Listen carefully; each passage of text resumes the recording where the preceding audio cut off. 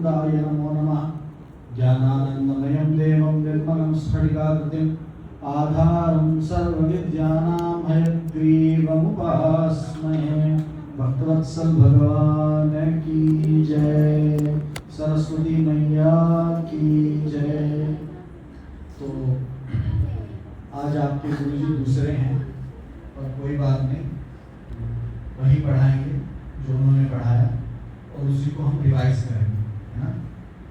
तो इससे पहले गुरुजी ने जो जो आपको श्लोक पढ़ाए, उच्चारण करवाए, तो आप में से किस किस ने उनको याद किया, आधा याद किया, पूरा याद किया? तो जिसको जो भी आता है वो हाथ उठाए, फिर मैं एक एक करके सबसे पूछूंगा। तो आप सब आपका नाम बताइए। विवान। तो आपने क्या याद किया है? षडाष्टक। तो सुनाइए।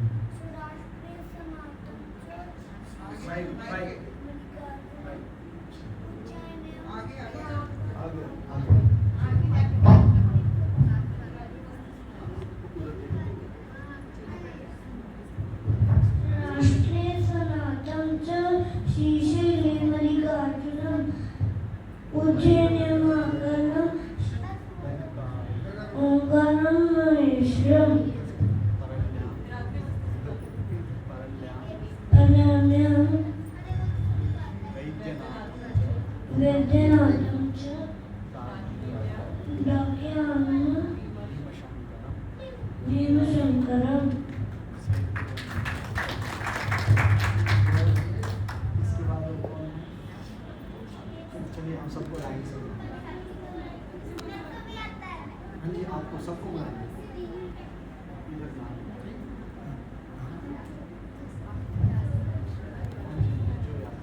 सौराष्ट्रे सोमनाथं च श्रीशैले मल्लिकार्जुनम् उज्जैन्यां महाकालम् ओंकारं कमलेश्वरं परल्यां वैद्यनाथं च डाकिन्या भीमशंकरम्।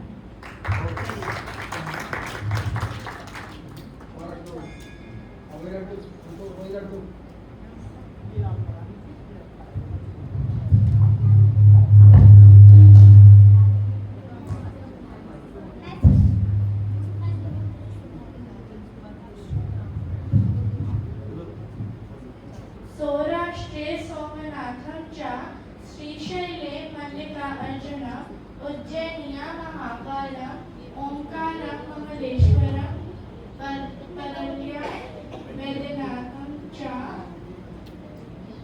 डाकिन्या भीमशंकरम्।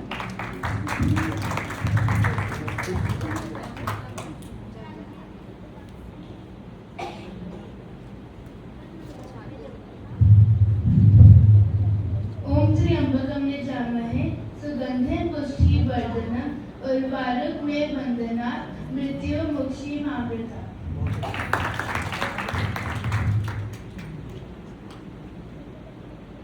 सौराष्ट्रे सोमनाथं च श्रीशैले मल्लिकार्जुनम् उज्जैने महाकालम् ओंकारं कमलेश्वरं प्रल्याय वैद्यनाथं च डाकिन्याय भीमशंकरम्।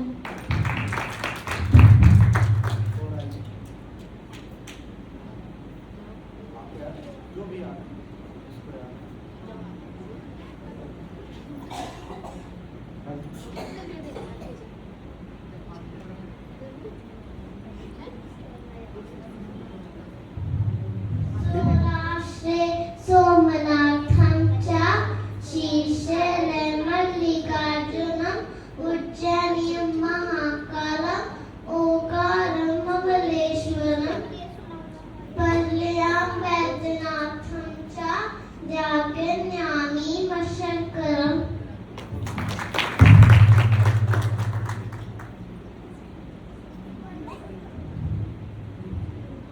सौराष्ट्रे सोमनाथं च श्रीशैले मल्लिकार्जुनम् उज्जैन्यां महाकालम् ओंकारं कमलेश्वरं परल्यां वैद्यनाथं च डाकिन्यां भीमशङ्करम्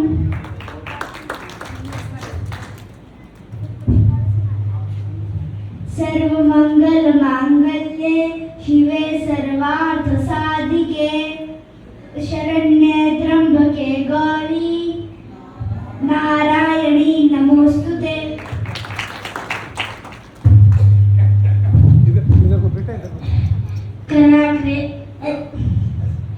कराग्रे वस्ते लक्ष्मी करमूले तू सरस्वती करमूले तू गोविंदा प्रभाते कर दर्शनम।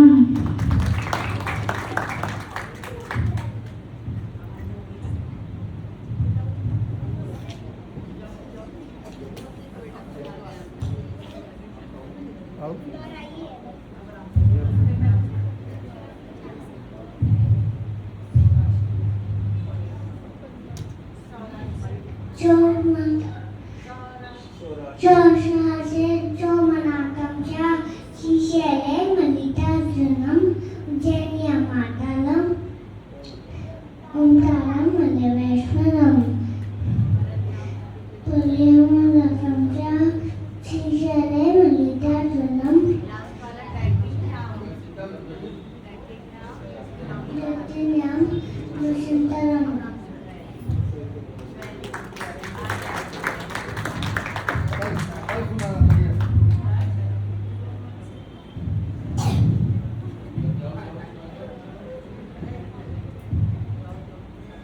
और कोई बच्चा रह गया? चलो अगला भैया तू सुना सबसे आगे बैठी है ना दिया बीच वाली और चलो चलो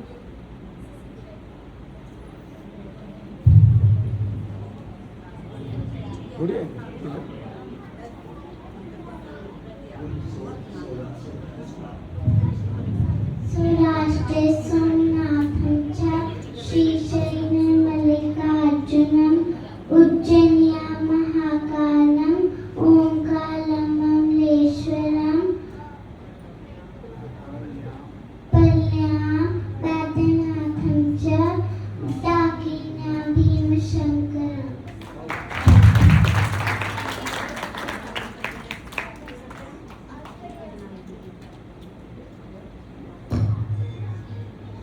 इसको भी भेज दो वो सुना देगा नहीं भेज दो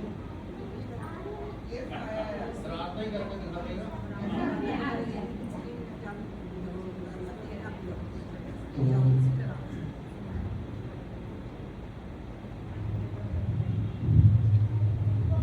कृष्णाय वासुदेवाय हरे परमात्मने प्रदत्ततृष्णाशनाय गोविंदाय नमो नमः।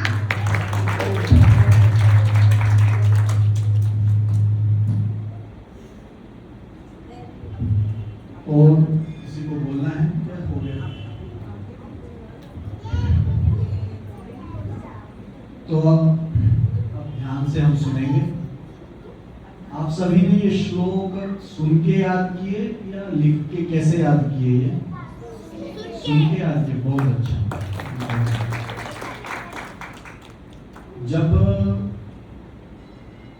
वेद, आज हम थोड़ा सा ना वेद के बारे में, गीता, महाभारत, वाल्मीकि रामायण के बारे में जानेंगे कि इनको किसने लिखा और इनका लिखने का प्रयोजन, कारण क्या है ना? और इन सब में लिखा क्या हुआ है और हमें इनके विषय में क्यों जानना चाहिए, है ना? महाभारत क्या है, वाल्मीकि रामायण क्या है ना? श्रीमद् भगवत गीता में क्या लिखा हुआ है ना? भागवत महापुराण में क्या लिखा हुआ है? इधर इधर सुनिए, है ना? और 18 जो पुराण है ना, मतलब जिसको हम बोलते हैं भारतीय संस्कृति, इन सब में क्या है ना? तो थोड़ा सा लिखने के लिए भी होगा और थोड़ा सा याद करने के लिए। तो सबसे पहले आप मेरे साथ एक श्लोक बोलिए। आपदाम पहर्तारम दातारम सर्वसंपदाम लोकाभिरामं श्रीरामं भूयो भूयो नमाम्यहम। चलिए लिखिए इसको, है ना, फिर मैं इसका अर्थ भी बताऊंगा आप लोगों को, है ना, जैसे मैं देखिए आपदाम,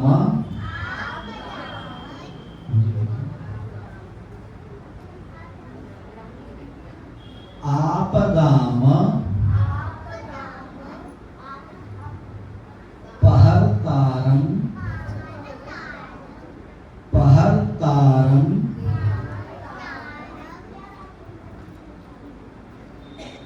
आपदाम पहर्तारम आपदाम पहर्तारम दातारम सर्व संपदाम। एक बार फिर बोलता हूं, आपदाम पहर्तारम दातारम, लिखिए, सर्व संपदाम।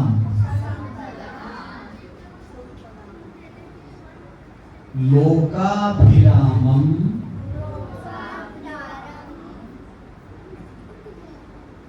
लोकाभिरामं श्रीरामं भूयो भूयो नमाम्यहम। चलिए एक बार सभी बोलिए मेरे साथ अच्छे से, आपदाम पहर्तारम दातारम सर्व संपदाम लोकाभिरामं श्रीरामं भूयो भूयो नमाम्यहम। तो इसका मीनिंग है, इसका जो अर्थ है, आपदाओं को भरने वाले, आपदाओं को मतलब हमारी मुसीबत मुश्किल को दूर करने वाले, आपदाओं पहर्तारम दातारम सर्व संपदा, सभी प्रकार की संपत्तियों को देने वाले, मतलब जो हम चाहते हैं वो हमें देने वाले। लोकाभिरामम, लोक मतलब जगत के जो स्वामी हैं, कौन है? श्री राम। कौन है? श्री राम। ऐसे श्री राम को भूयो भूयो, भूयो भूयो मतलब बार बार, भूयो भूयो मतलब बार बार मैं नमस्कार या प्रणाम करता हूँ या करती हूँ, है ना। बोलिए, आपदाम पहर्तारम दातारम सर्व संपदाम लोकाभिरामं श्रीरामं भूयो भूयो नमाम्यहम। लिखिए, तो इसको बार बार आप आवृत्ति कीजिएगा और याद कीजिएगा। तो आज हम थोड़ा सा जानेंगे महाभारत के विषय में। सबसे पहले किसके बारे में जानेंगे? तो महाभारत, महाभारत में कितने श्लोक हैं, किसको पता है? किसी को पता है?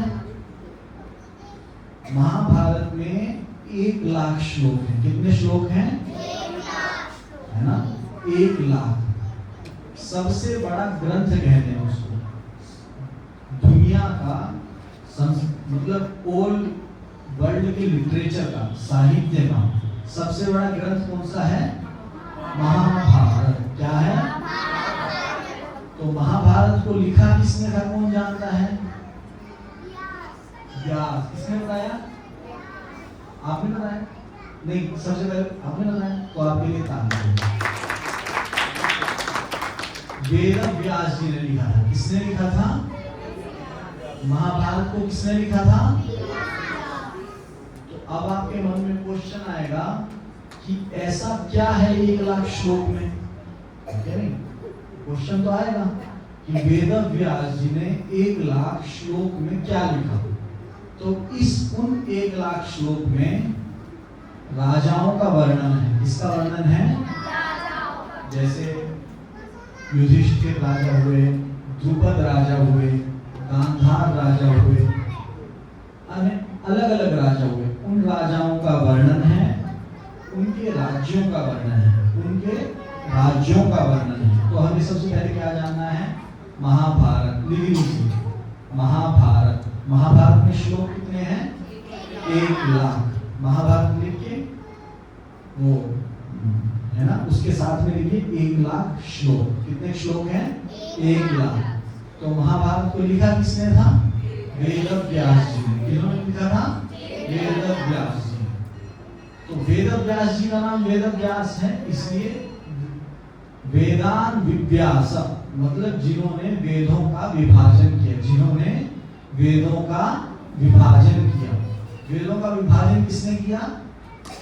वेद व्यास जी ने। वेद व्यास जी ने ही महाभारत लिखी, वेद व्यास जी ने 18 पुराण लिखे, और वेद व्यास जी ने ही हमारे 4 वेदों का विभाजन किया। विभाजन किया मतलब उनको डिवाइड किया, उनको डिवाइड किया। किसने किया ये सब? वेद व्यास जी ने। तो जैसे एक महाभारत नाम है, तो महाभारत का एक दूसरा नाम भी है। महाभारत का एक दूसरा नाम भी है। वो नाम क्या है? जय संहिता। क्या नाम है? संहिता। महाभारत का दूसरा नाम क्या है? संहिता, है ना। तो थोड़ी सी इसमें मैं आपको कहानी बताता हूँ। जैसे आपके बुक में चैप्टर होते हैं, क्या होते हैं? चैप्टर होते हैं ना। तो ऐसे ही महाभारत में 18 चैप्टर हैं। कितने चैप्टर हैं? 18। पर हम उन्हें चैप्टर नहीं कहते, हम उन्हें कहते हैं पर्व। क्या कहते हैं? पर्व। क्या कहते हैं? तो महाभारत में कितने पर्व हैं? 18 पर्व हैं। कितने पर्व हैं? आप बताओ। दिव्या, क्या नाम है आपका? विवान। महाभारत को किसने लिखा? वेद व्यास। किसने लिखा? किसने लिखा? आप बताओ, महाभारत में कितने श्लोक हैं? 1,00,000। हाँ, जिससे पूछेंगे वही बोलेगा, है ना। ये मैं इसलिए पूछ रहा हूँ, आप लोगों का ध्यान यहीं पे रहना चाहिए। महाभारत में कितने श्लोक हैं? 1,00,000। वेद व्यास जी ने क्या लिखा? महाभारत। मैं रिवर्स भी पूछ सकता हूँ ना, महाभारत किसने लिखी? वेद व्यास जी ने। वेद व्यास जी ने क्या लिखा? महाभारत। महाभारत में कितने श्लोक हैं? 1,00,000। 1,00,000 श्लोकों वाला कौन सा ग्रंथ है? महाभारत। तो रिवर्स भी पूछा जा सकता है। ऐसा थोड़ा नहीं कि जो पढ़ा रहे वही, उसको रिवर्स पूछ रहे हैं कि यहीं पे आपको याद हो जाए, है क्या नहीं। तो हम कहाँ पे थे कि महाभारत में जैसे आपकी बुक्स में चैप्टर होते हैं, ऐसी महाभारत में पर्व हैं। कितने पर्व हैं? 18 पर्व हैं। महाभारत में कितने पर्व हैं? 18। तो एक ग्रंथ है जो महाभारत से निकला है। चलो मैं आपसे क्वेश्चन पूछता हूँ, अर्जुन को उपदेश किसने दिया था? कौन बताएगा? कृष्ण जी ने। किसने उपदेश दिया था? तो जो उपदेश दिया था उस ग्रंथ का नाम क्या है? गीता। क्या नाम है? गीता। श्रीमद् भगवत गीता। क्या नाम है उसका? भगवत गीता। तो जो श्रीमद् भगवत गीता है वो भी महाभारत से ही उद्धृत है। वो भी किससे उद्धृत है? महाभारत से। टफ तो नहीं हो रहा है, मुश्किल तो नहीं हो रहा है, इजी है, बिल्कुल इजी है। खेलते खेलते आपको सब याद हो जाएगा। अभी आप लोग जाओगे ना तो आपको सब याद रहेगा। तो मैंने पूछा था इनका क्या नाम है इनका? हाँ, आप बताइए महाभारत में कितने पर्व हैं? कितने चैप्टर हैं? 18। कितने पर्व हैं? 18। 1,00,000 तो महाभारत में श्लोक हैं। कितने श्लोक हैं? 1,00,000। और चैप्टर कितने हैं? 18। ऐसे ही श्रीमद् भगवत गीता में भी 18 ही अध्याय हैं। कितने अध्याय हैं? 18, 18 चैप्टर। तो गीता क्या है? गीता का उपदेश किसने किसको दिया था? श्री कृष्ण ने अर्जुन को दिया था। किसने दिया था? श्री कृष्ण ने अर्जुन को। कौन बताएगा किस समय दिया था? युद्ध से पहले। कब दिया था? कौन से युद्ध से पहले? महाभारत। कौन से युद्ध से पहले? महाभारत का युद्ध कितने दिन चला था? 18 दिन। कितने दिन चला था? देखिए, तो महाभारत में कितने चैप्टर हैं? और युद्ध कितने दिन चला? श्रीमद् भगवत गीता में कितने चैप्टर हैं? 18। तो इजी है, तो याद हो गया। तो महाभारत में श्लोक कितने हैं? 18। ऐसे ही पुराण कितने हैं? 18। कितने पुराण हैं? तो पुराणों को किसने लिखा? वेद व्यास जी। पुराणों को किसने लिखा? ये सब हमारी संस्कृति है। क्या है? कौन सी संस्कृति? भारतीय संस्कृति। कौन सी संस्कृति है ये? संस्कृति।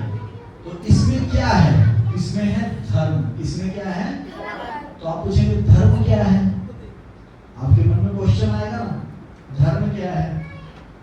तो आप सभी स्टूडेंट्स हैं, सभी स्कूल जाते हैं, तो आप लोगों का सबसे मेन काम कौन सा है? सबसे जरूरी काम कौन सा है? पढ़ाई करना। क्या है? तो यही आपका धर्म है। यही क्या है? धर्म। धर्म मतलब जो हमारा सबसे जरूरी काम होता है वही हमारा धर्म होता है। वही हमारा, जैसे टीचर है, तो टीचर का सबसे जरूरी काम क्या है? पढ़ाना। तो वो उनका धर्म है। तो वो उनका धर्म है। आप स्टूडेंट्स हो, आपका जरूरी काम क्या है? पढ़ना। तो आपका धर्म क्या है? पढ़ना। ऐसे ही जो हमारे सोल्जर्स हैं, जो बॉर्डर पे तैनात हैं, उनका धर्म क्या है? रक्षा करना। उनका धर्म क्या है? करना। तो आप लोगों का धर्म तो है पढ़ना। इसके अलावा आप लोगों के बहुत सारे धर्म हैं, जैसे माता पिता का कहना मानना।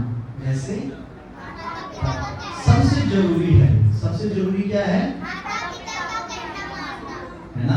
वो जो कहें, क्योंकि माता पिता हमें हमेशा अच्छा ही कहते हैं, है ना? तो माता पिता का कहना मानना। और क्या है धर्म? सूर्योदय से पहले उठना। सूर्योदय से पहले पढ़ाई करना। माता पिता का कहना मानना। तो महाभारत में यही है, धर्म है। महाभारत में क्या है? धर्म है। तो चलो हम वहीं पे चलते हैं। तो आप बताओ, तो श्रीमद् भगवत गीता में कितने अध्याय हैं? श्रीमद् भगवत गीता में कितने अध्याय हैं? 18। महाभारत में कितने पर्व हैं? 18। पुराणों की संख्या कितनी है? 18। क्लियर है? कोई डाउट? Any doubt? नहीं। चलिए आगे चलते हैं। आप बताओ, गीता का उपदेश किसने किसको दिया था? इनसे पूछो, किसने किसको दिया था? श्री कृष्ण ने अर्जुन को। किसने दिया था? कृष्ण ने अर्जुन को। और अब गीता में कितने श्लोक हैं कौन जानता है? नहीं, वो तो महाभारत में है। हाँ,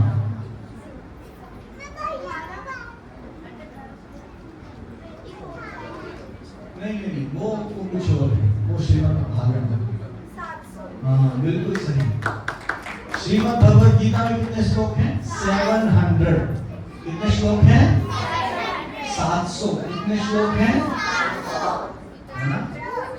आप जब गीता लेंगे ना, सुनिए, है ना?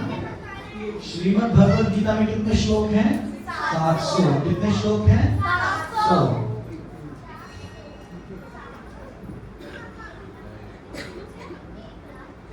जो श्रीमद् भगवत गीता का सबसे पहला अक्षर है वो है ध, वो है ध।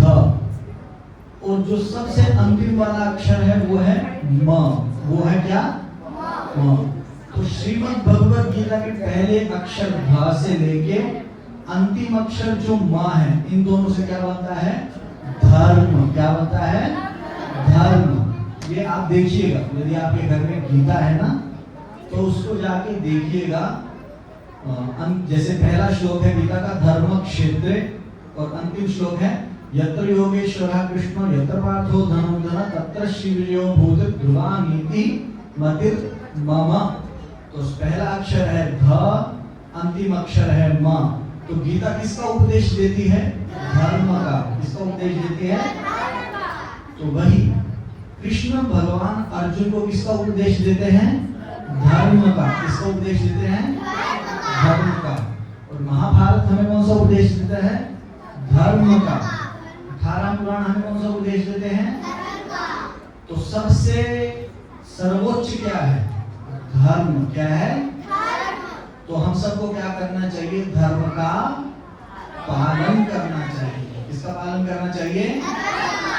पालन करना चाहिए। तो समझ में आया है ना? तो आपको पता होगा ना धर्म क्या है। तो सत्य बोलना भी क्या है? धर्म है। सत्य बोलना भी क्या है? धर्म है ना? तो ये छोटी सी जानकारी है, तो आप इसको याद कीजिएगा। हम उसको एक बार रिपीट करेंगे। अब मैं क्वेश्चन पूछूंगा सबसे पहले आपसे। आपका नाम क्या है? नहीं, आपके साथ में अभी आएगा। अच्छा, ठीक है, ठीक है। इनसे पूछता हूँ। हाँ, वेद व्यास जी को किसने लिखा था? ओ, वेद व्यास जी ने क्या लिखा था? हाँ जी, उन्होंने क्या लिखा था?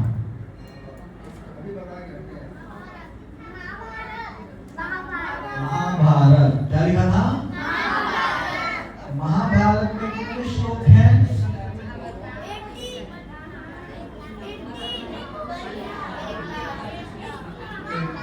एक मिनट, आराम से। महाभारत में कितने श्लोक हैं? 1 लाख। तो महाभारत में चैप्टर कितने हैं? 18। गीता में कितने चैप्टर हैं? 18। कितने चैप्टर हैं? 18। गीता में कितने श्लोक हैं?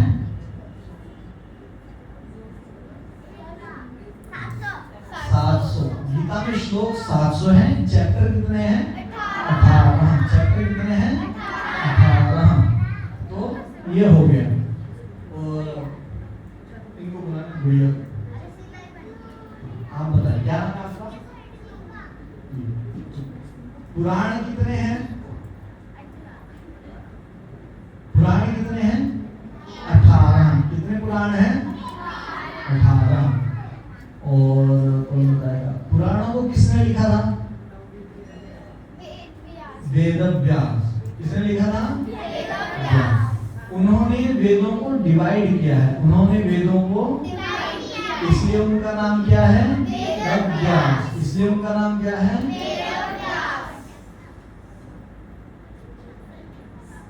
जहां पे उन्होंने पुराणों को लिखा था वो प्लेस आज भी है, वो जगह आज भी है। कहां पे है? कौन बताएगा? बड़ों में कोई बताएगा? कोई जानता है? वेद व्यास जी ने जहां गणेश लिखे तो गणेश जी ने थे, बोले वेद व्यास जी थे, तो कहां पे है वो जगह? आप में से बड़े कोई जानते हैं? वहां पे तो कथा होती थी, वो है बद्रीनाथ धाम में। कहां है? जब आप बद्रीनाथ धाम से आप 3 किलो आगे माणा जाएंगे तो वहां पे वो शिला है जहाँ पे वो बना हुआ है, जहाँ पे बैठ करके और अलकनंदा जी के किनारे गणेश जी लिख रहे थे और वेद व्यास जी बोल रहे थे, तो सरस्वती नदी बहुत शोर कर रही थी। तब उनको शाप दिया था, उनको लिखने में बहुत वो हो रहा था, परेशानी हो रही थी। तब उन्होंने शाप दिया था कि तुम शांत हो गए हो। तो तब से वो दिखती नहीं है, वहीं पे आधा किलोमीटर तक दिखाई देती हैं, उसके बाद वो लुप्त हो जाती हैं और फिर सीधी कहाँ पे दिखती हैं? इलाहाबाद में संगम में दिखाई देती हैं, गंगा यमुना से। उससे पहले आधा किलोमीटर तक बद्रीनाथ में, उसके बाद सरस्वती जी कहाँ पे हैं किसी को नहीं पता। वो अदृश्य रूप में है, और फिर सीधी वो हमें दिखाई देती हैं कहाँ पे? प्रयागराज संगम में। कहाँ पे? तो ये स्थान आज भी है जहाँ से पांडव स्वर्ग को गए थे, तो वो स्वर्गारोहिणी आज भी है। तो ये बहुत रोचक है। और जब पांडव स्वर्ग को जा रहे थे तो सरस्वती नदी का प्रवाह देख के द्रौपदी डर गई। कौन डर गई? द्रौपदी डर गई। तो उस सरस्वती नदी के ऊपर भीम ने शिला रख दी। सरस्वती नदी को पार करने के लिए उस शिला का नाम है भीमशिला। क्या नाम है? वो आज भी है। तो आगे से कहीं घूमने जाए पर बद्रीनाथ आप जरूर जाइए और वो अवश्य देखिए। तो अब हम आगे चलेंगे। पोइट होता है ना, कवि। क्या होता है ना? कवि। कवि संस्कृत में कवि बोलते हैं और इंग्लिश में उसको पोइट बोलते हैं। क्या बोलते हैं? पोइट। इंग्लिश के बहुत सारे पोइट के कवि के नाम आप लोगों को पता होंगे। संस्कृत के किसी एक कवि का नाम बताओ, कौन जानता है? कोई जानता है? हाँ, रैदास, बिल्कुल। और कबीर, बहुत अच्छा। तुलसीदास, हाँ कवि थे, बिल्कुल, बहुत अच्छा। तुलसीदास ने क्या लिखा था बताओ? रामचरितमानस। रामचरितमानस की रचना किसने की थी? रामचरितमानस की रचना किसने की थी? अब हम कवियों के बारे में जानेंगे। संस्कृत जो कवि हुए ना, उनके बारे में। तो संस्कृत के जो सबसे पहले कवि थे, जिनको हम आदि कवि कहते हैं, वो हुए वाल्मीकि। कौन हुए? कौन हुए? है ना, महर्षि वाल्मीकि। कौन थे वो? महर्षि थे ना, महर्षि। महर्षि मतलब ऋषि की पदवी होती है। ऋषि की एक पदवी होती है जिसे हम क्या बोलते हैं? महर्षि। तो जिस तरह रामचरितमानस को तुलसीदास जी ने लिखा, वैसे ही वाल्मीकि रामायण को किसने लिखा? महर्षि वाल्मीकि ने। किसने लिखा? ये आप लिख लीजिए, नोट कर लीजिए। संस्कृत के जो सबसे पहले कवि हुए।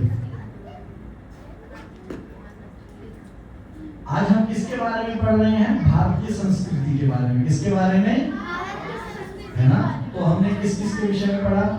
महाभारत, श्रीमद् भगवद गीता, रामचरितमानस, पुराण, और अब क्या पढ़ेंगे हम? वाल्मीकि रामायण के विषय में। किसके विषय में? वाल्मीकि रामायण के विषय में। तो संस्कृत के पहले कवि कौन थे? महर्षि वाल्मीकि। कौन थे? संस्कृत के पहले कवि का नाम क्या है? महर्षि वाल्मीकि। उन्होंने किसकी रचना की? वाल्मीकि रामायण। वाल्मीकि रामायण। और तुलसीदास ने किसकी रचना की थी? रामचरितमानस। किसकी? चरितमानस। रामचरितमानस जो है वो अवधी में है। कौन सी भाषा में है वो? अवधी। कोई पूछे आपसे कि रामचरितमानस कौन सी भाषा में है? अवधी। वाल्मीकि रामायण कौन सी भाषा में है? संस्कृत। कौन सी भाषा में है? संस्कृत। तो इससे पहले हमने पढ़ा महाभारत में कितने श्लोक थे? 1 लाख। कितने श्लोक थे? 1 लाख। है ना। ऐसे ही वाल्मीकि रामायण में कितने श्लोक हैं? कौन बताएगा? 24,000। किसी ने पहले आप बोला था 24,000, है ना। तो वाल्मीकि रामायण में कितने श्लोक हैं? 24,000। लिख लीजिए, है ना। अभी ये 2-3 श्लोक मैं आप लोगों से बुलवाऊंगा अभी, है ना।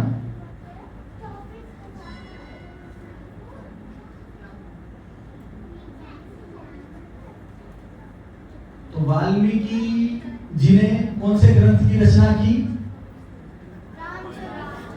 वाल्मीकि रामायण, है ना। महर्षि वाल्मीकि ने कौन से ग्रंथ की रचना की? वाल्मीकि रामायण।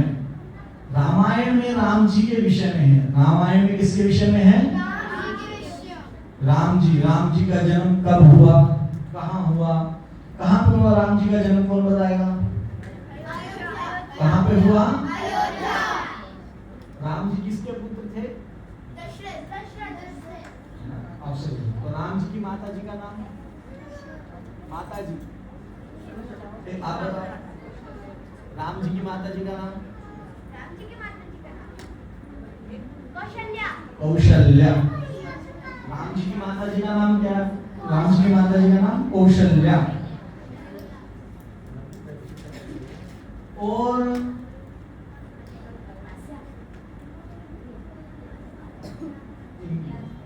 ये गुड़िया आपका नाम? हाँ।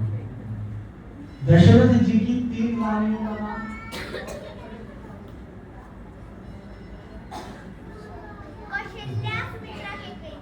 कौशल्या, सुमित्रा, कैकेयी, है ना? कौन क्या नाम था?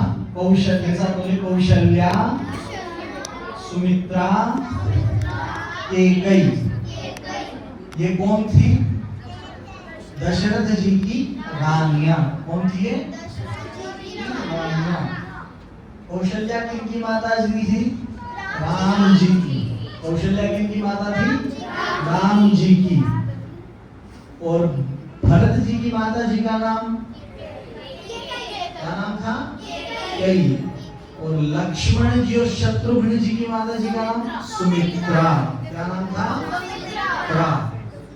तो अभी हम यहाँ से 3-4 चीजों को याद करेंगे। वाल्मीकि रामायण किसने लिखी? महर्षि वाल्मीकि। किसने लिखी? वाल्मीकि रामायण किसने लिखी? महर्षि वाल्मीकि। संस्कृत भाषा के पहले कवि कौन हुए?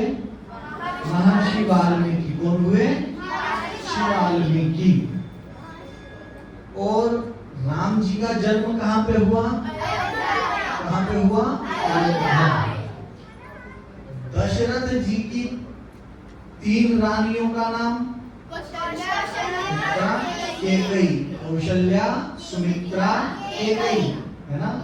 ज्यादा तो नहीं हो क्या याद करने के लिए, है ना? ये तो बहुत थोड़ा आप श्लोक स्कूल में तो बड़े-बड़े चैप्टर, पॉइंट, राइम्स याद करते हैं तो बहुत इजी है ना? बोर तो नहीं हो रहे? अच्छा लग रहा है ना? तो दशरथ जी की 3 रानियां हैं, कौशल्या, सुमित्रा, कैकेयी। तो जिस तरह सुनिए, दशरथ जी के पुत्र का नाम क्या है? राम। क्या नाम है? राम। जिससे पूछेगा जो जानते हो वही बताएगा। राम जी के पुत्र कौन थे? कौन बताएगा? 1 मिनट। और कौन जानता है? लवकुश। कौन है? लवकुश। राम जी के पुत्र कौन है? कुश। राम जी के पुत्र का नाम क्या है? लवकुश। लवकुश की माता जी का नाम बताओ। सीता। लवकुश की माता जी का नाम? सीता। अच्छा ठीक है। सीता जी के पुत्रों का नाम क्या था? सीता जी के पुत्रों का नाम? लवकुश। अच्छा एक बात बताओ, चलो आप बताओ, लवकुश के दादा कौन थे? दशरथ। लवकुश के दादा कौन थे? दशरथ। लवकुश के दादा कौन थे? दशरथ। याद हो गया, है ना?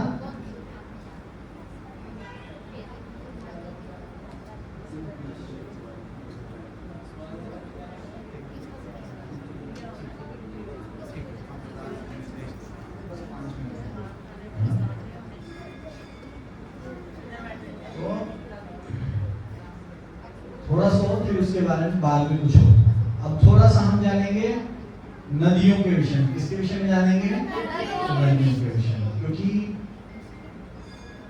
वो जब कुछ भी नहीं था तब पानी था, जब कुछ भी नहीं था तब पानी था। जैसे आप लोगों ने स्टोरी सुनी होगी ना, यदि आप कहीं जंगल में खो जाते हैं तो नदी किनारे चलते रहिए तो आपको कोई ना कोई इंसान या बस्ती जरूर मिलेगी। तो नदियां हमारी माता है। क्या है?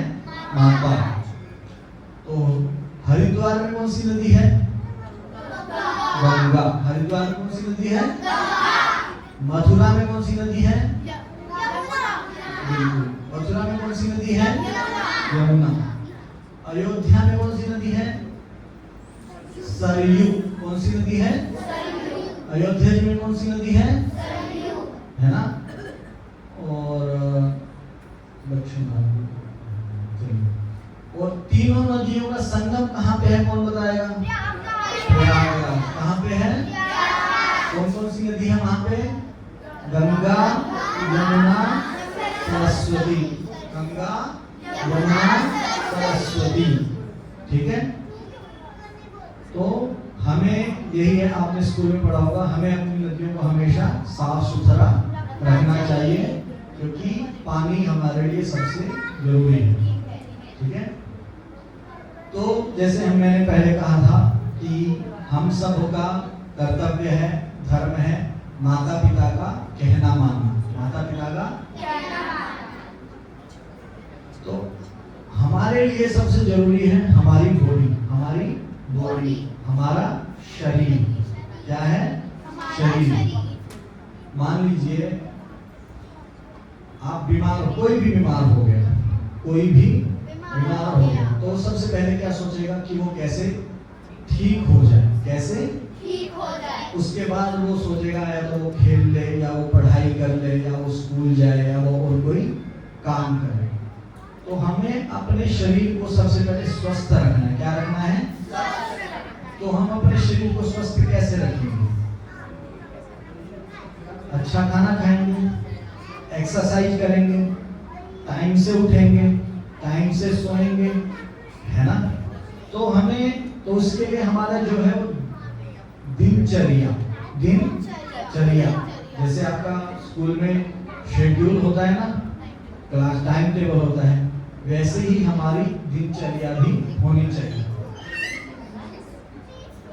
देखिए, तो आप सुबह सब अलग अलग टाइम पे उठते होंगे, पर आप कितने बजे उठते हो सुबह? 5 बजे। बहुत अच्छा। आप 6, आप बताओ 8 बजे, 7:30, 8:30। वाह, बहुत अच्छा। तो हमें देखिए, सुनिए, थोड़ा सा ज्यादा टाइम नहीं है, सुनिए इधर। हमें एक हमारी दिनचर्या कैसी होनी चाहिए? अच्छी मतलब ऐसी नहीं, हमें 5:30 या 6 बजे तक उठ जाना है। 5:30 या 6 बजे तक उठ जाना है। फिर उसके बाद फ्रेश होके तो हमें थोड़ा सा वॉक करनी चाहिए, एक्सरसाइज करनी चाहिए। क्या करनी चाहिए?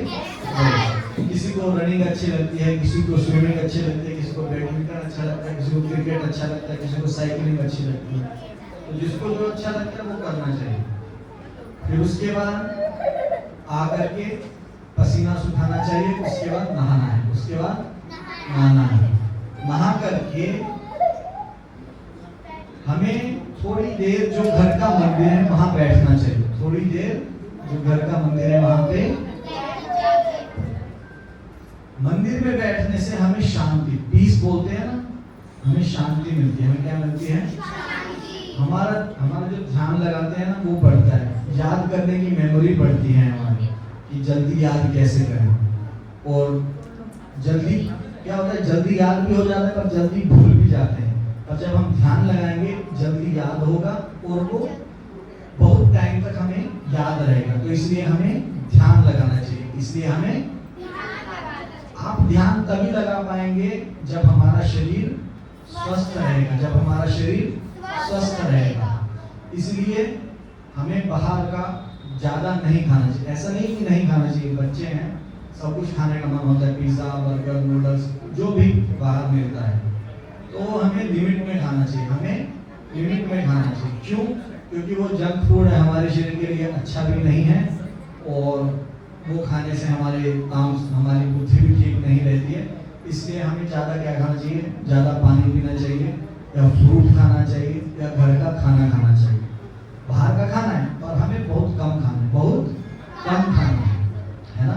तो हमारी दिनचर्या ऐसी होनी चाहिए कि हम सुबह जल्दी उठें, माता पिता को, लड़के हैं तो पैरों को हाथ लगाएं, लड़की हैं तो उन्हें नमस्कार करें, या जो भी आप नमस्ते, नमस्कार, प्रणाम कहते हैं, बड़ों का अभिवादन करें।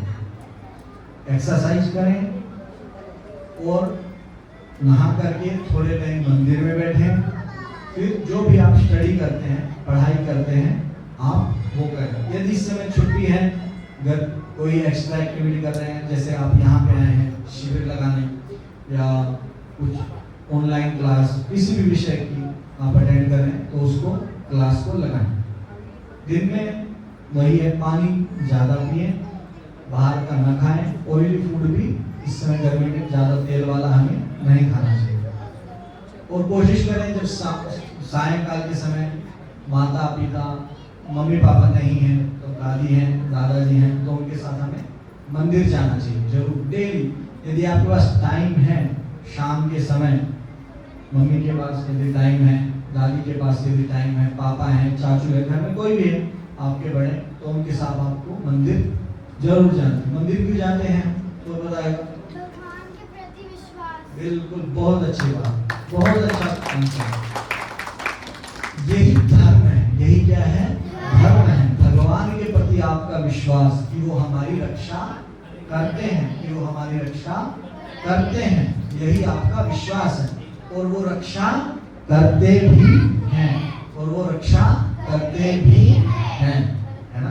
तो मंदिर आइए, मंदिर में बैठिए, शोर न करें, है ना? और जो श्लोक आपने याद किए, जैसे कृष्णाय वासुदेवाय त्वमेव माता कर्पूर गौरम कराग्रे, ये सुबह उठते बोलते हैं। जब हम अपने हाथों को देखते हैं ना सुबह, आप पूरी बेड पे बैठे तो क्या बोले? कराग्रे वसते लक्ष्मी करमध्ये सरस्वती करमूले तु गोविंद प्रभाते कर दर्शनम। हाथ को संस्कृत में क्या कहते हैं? कर। क्या कहते हैं? कर। क्या कहते हैं? कर कहते हैं, है ना? तो सुबह उठते ही हमें क्या करना है? कर दर्शनम। कर दर्शनम मतलब अपने हाथ की रेखाओं का दर्शन करना चाहिए। हम भगवान से बोले हमें विद्या मिले, यश मिले, संस्कृति मिले, समृद्धि मिले, है ना?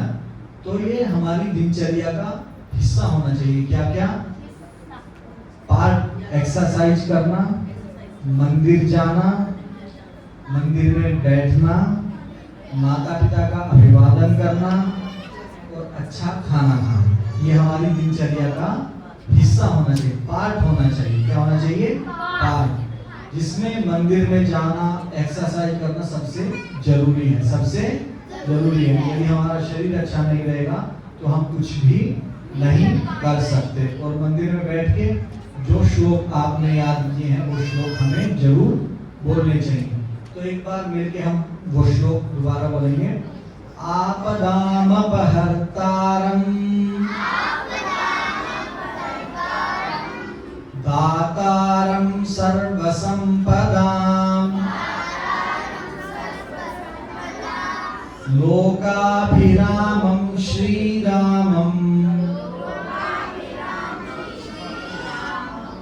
भूयो भूयो नमाम्यहम्।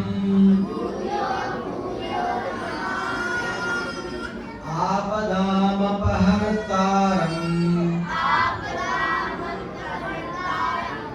दातारं सर्वसंपदां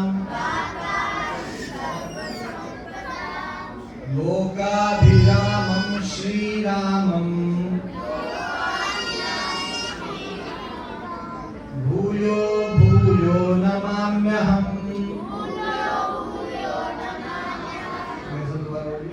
सर्वे भवन्तु सुखिनः सर्वे सन्तु निरामयाः सर्वे भवन्तु सुखिनः सर्वे सन्तु निरामयाः सर्वे भद्राणि पश्यन्तु मा कश्चित् दुःखभाग् भवेत्। मा कश्चित् दुःख भाग् भवेत्। इसका मीनिंग आप सबको पता है ना? पता है इस श्लोक का मीनिंग? सर्वे भवन्तु सुखिनः, सभी सुखी हो, सभी सर्वे सन्तु निरामयाः, और सभी स्वस्थ हो, सभी स्वस्थ हो। सर्वे भद्राणि पश्यन्तु, सभी अच्छा देखें, भद्राणि मतलब अच्छा। माँ कश्चित् दुःख भाग्, और किसी को भी कोई दुख ना हो, है ना? तो हम 3 बार ओम का उच्चारण करेंगे, उसके बाद शांति शांति कह के आज के सेशन को यहीं पे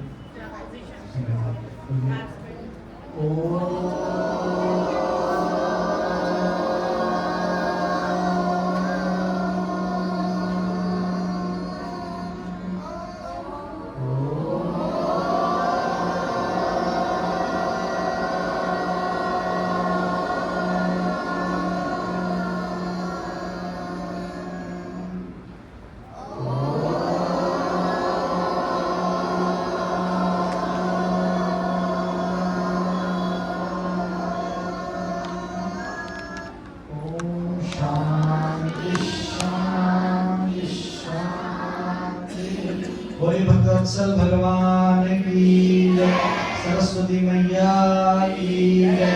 नमः पार्वती पतये, हर हर महादेव शंभु। एक बार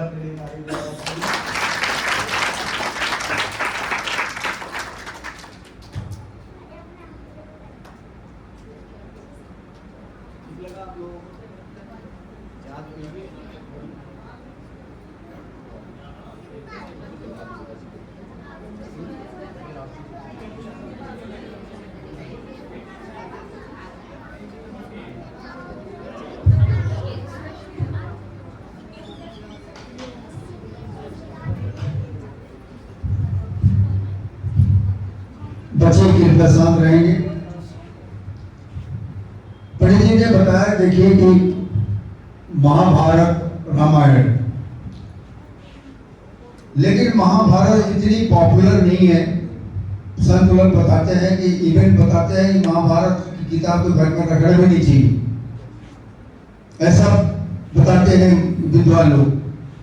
और रामचरितमानस ऐसा है जो पूरे पारिवारिक जीवन की अगर आप अगर तुलना करें या नकल करना चाहे पारिवारिक जीवन के लिए, तो रामचरितमानस में कीजिए।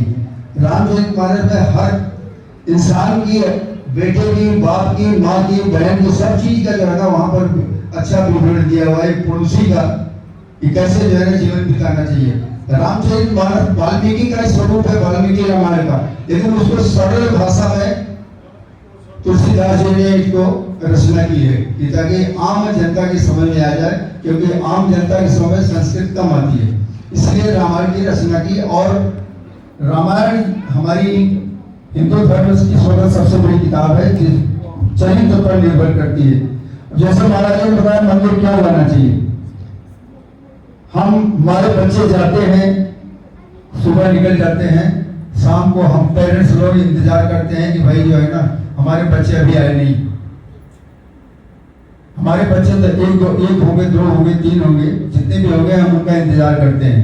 लेकिन जो सबका परम पिता परमात्मा है, वो भी खुद मंदिर में बैठा देखता होगा भाई हमारे तो बच्चे इतने हैं और आप थोड़े रहे हैं, वो भी तो देखते होंगे ना कि हमने तो इतने बनाए हुए हैं, बच्चे हैं, बड़े हैं, बूढ़े हैं, तो वो भी तो अगर हमारी उपस्थिति देखते हैं मंदिर में तो उनको भी तो अगर खुशी होती होगी। तो कुछ ऐसे नियम है जो प्रैक्टिकल अगर हम उसको सोचें, जैसे हम अपने को लागू करते हैं, वही चीज तो हम परमात्मा परम पिता परमात्मा भी तो हमें देख के खुश होता होगा। इसलिए मंदिर में जरूर आए।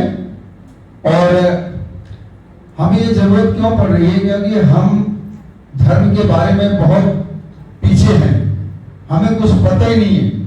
इवन हम अभी अपने बच्चे से पूछेंगे हमारे अपने परदादा के नाम बताओ, नहीं पता होगा, क्योंकि हमने उनको बताया नहीं कि हम जब तक पारिवारिक हिस्ट्री आप नहीं पता होगी तब तक परिवार के बारे में उसको क्या पता लगेगा। हमारे आचार्य लोग, विद्वान लोग जो है ना, जब तक वेद के बारे में जो चीज बता रहे हैं, जब ये बता रहे हैं तभी हमें पता लग रहा है ना। इसलिए जितना हमें परिवार के बारे में है, परिवार के बारे में बच्चों को बताएं, जितना आपको नॉलेज है धर्म के बारे में बच्चों को बताएं। और आपको पता है इस वक्त हमारे समाज पर, हिंदू धर्म पर कह लीजिए, एक अच्छा पीरियड नहीं चल रहा है। हमारे खिलाफ सारी दुनिया लगी हुई है कि भारत इतना आगे क्यों जा रहा है। इसलिए हमें इन बातों को ध्यान में रखते हुए, समय ज्यादा न लेकर के, हमारे बीच में है आज का जो श्रीमती मनीषा, वाइफ ऑफ नीरज खरब, हमारे बीच बैठे हुए हैं। और मेरे ख्याल से ये अपार्टमेंट में रहते हैं ना आप, तो हम चले गए क्या? अपार्टमेंट में रहते हैं ना इधर, किसमें? अच्छा, तो इनकी तरफ से आज का जो ये यहाँ पर जो बच्चों का जो रखा हुआ है इनाम इनकी तरफ से है। और इन्होंने अपने ताया जी की स्मृति में आज का जो बच्चों को ये जो इनाम दिया है, इनके लिए ताली जरूर बनती। और दूसरा है श्री अशोक सिंगला जी, जो हमारे बहुत ही दानी पुरुष है, उदार व्यक्ति हैं, उनकी तरफ से है, उनके लिए भी जो है ना ताली बनती। तो मैं नाम बताता जाऊंगा और एक एक बच्चा आएगा। और जिन्होंने दिया है, पहले आप आएंगी, अपने हाथ से देंगी। और अशोक जी आप भी आ जाइए, आप अपना दीजिएगा, ये अपना देंगी। पहला है दिव्यांशी यादव। अच्छा, एक चीज और मैं बताना चाहता हूँ कि कई पेरेंट्स जो है ना 10 मिनट पहले आते हैं, तो हमारे दिल में बुरे विचार आते हैं। मुझे ऐसा लगता है इन्होंने जो है अटेंड नहीं करना है, ये तो सिर्फ एग्जाम लेने आए हैं। इसलिए पैरों से जो है पेरेंट्स से अनुरोध है कि आए तो शुरू से आए, ताकि उनको जो है ना सर पूरा ज्ञान मिले। 5 मिनट में 10 मिनट में कुछ नहीं होता है। भाई साहब, मैं 5 मिनट बात करता हूँ।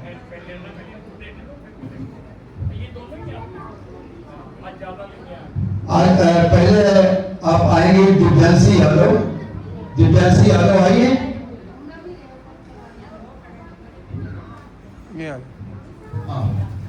करता हूँ।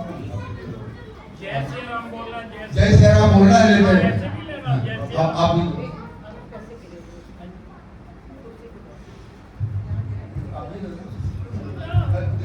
दिव्यांशी इधर आओ।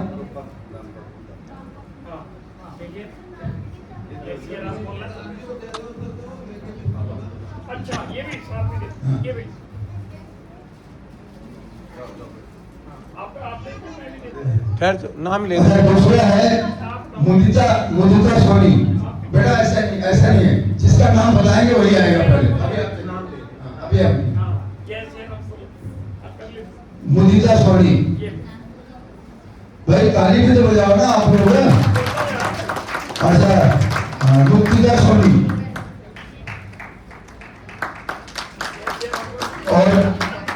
और सानवी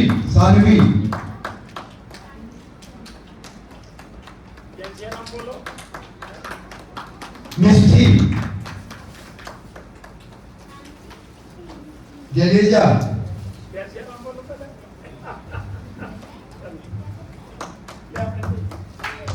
ईरा।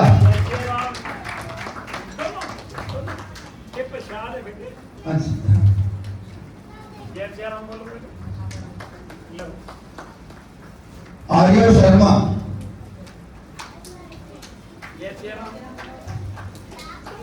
वेगा। ये प्रसाद है बेटे। वेगा। हाँ ये।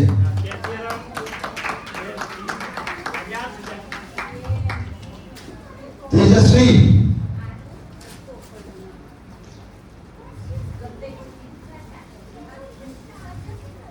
पहले जय श्री राम बोलो। ये दोनों आप तो प्रसाद है बेटे।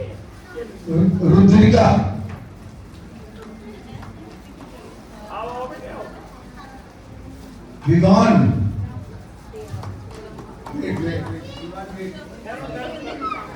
जय श्री राम बोलो, जय श्री राम। ये लो दोनों प्रसाद है ये। विवान चल पकड़ ले, गिरना जाए। विवान जय श्री राम। समृद्धि समृद्धि और बेटा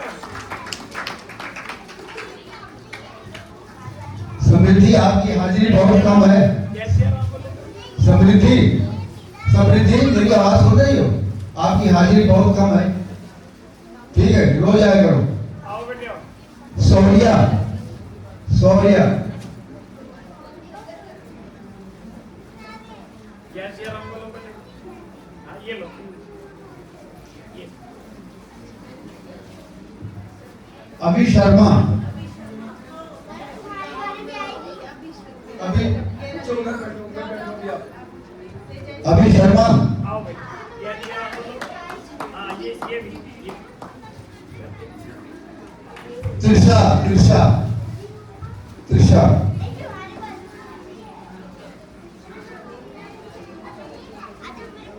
जय श्री राम बोलो। हर्ष शर्मा हर्ष शर्मा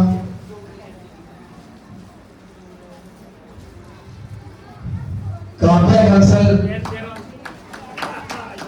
काव्या काव्या बंसल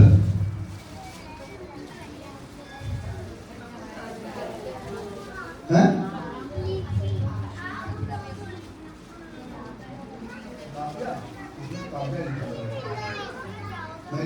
जय श्री राम।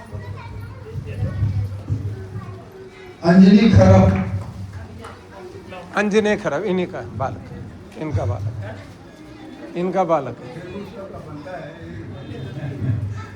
अलग रख लो उसको, बच्चे का अलग रख लो आप। दियांशी दियांशी कौन है भाई?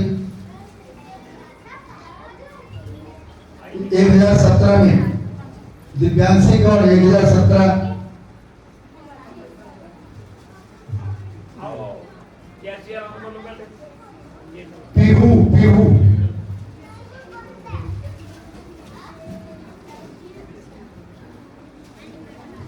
इसके बाद स्नेहा स्नेहा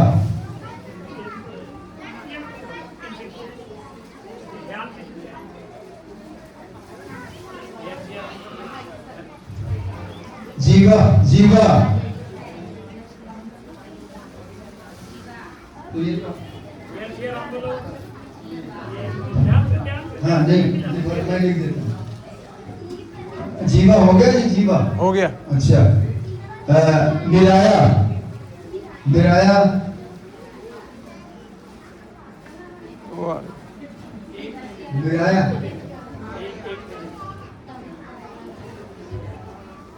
मिराया ले ले। क्या नाम? जय श्री राम बोलो। जय श्री राम। ये भी। मिराया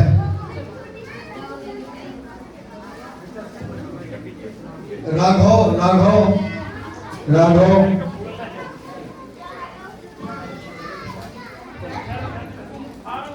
बिना ना नाम्या ये प्रसाद है।